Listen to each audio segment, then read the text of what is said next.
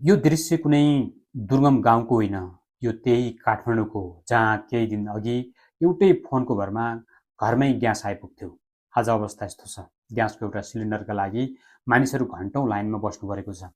अब विडम्बना के छ भने सरकार र नेपाल आयल निगम भनिरहेका छन् कि ग्यासको अभाव छैन, तर उपभोक्ता भनिरहेका छन् अभाव छैन भने ग्यास कहाँ छ। यो प्रश्न अहिले एउटा परिवारको मात्र होइन, काठमाडौँमा मात्र होइन, देशका विभिन्न ठाउँमा ग्यासको आपूर्ति प्रभावित भएको समाचार आइरहेका छन्। सुर्खेतमा त ग्यासको अभावका कारण साना होटल तथा रेस्टुरेन्टहरू बन्द गर्नुपर्ने अवस्था आएको छ। कतिपयले दाउरा र विद्युतीय चुलोको सहारा लिन थालेका छन्।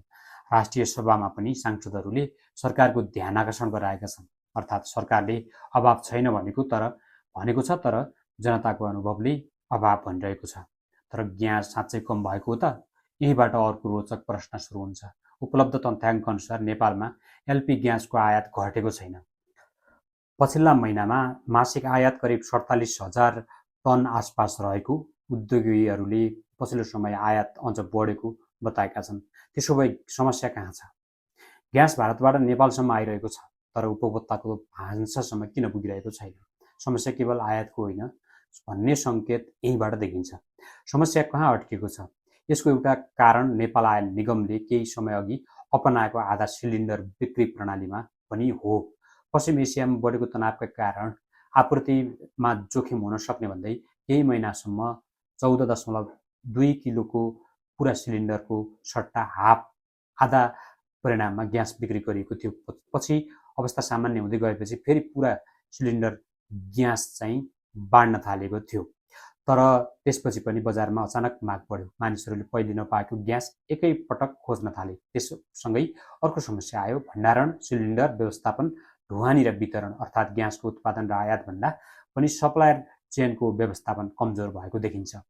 तर यहाँ सरकारको अर्को जिम्मेवार जोडिन्छ। यदि बजारमा ग्यास पर्याप्त छ भने त्यो ग्यास कहाँ छ, कुन उद्योगसँग कति छ, कुन डिपोमा कति पठाइएको छ, कुन जिल्लामा कति सिलिन्डर पुग्यो, डिलरले कति पायो, उपभोक्ताले किन पाएन, यी प्रश्नको सार्वजनिक र पारदर्शी जवाब सरकारले दिनुपर्छ।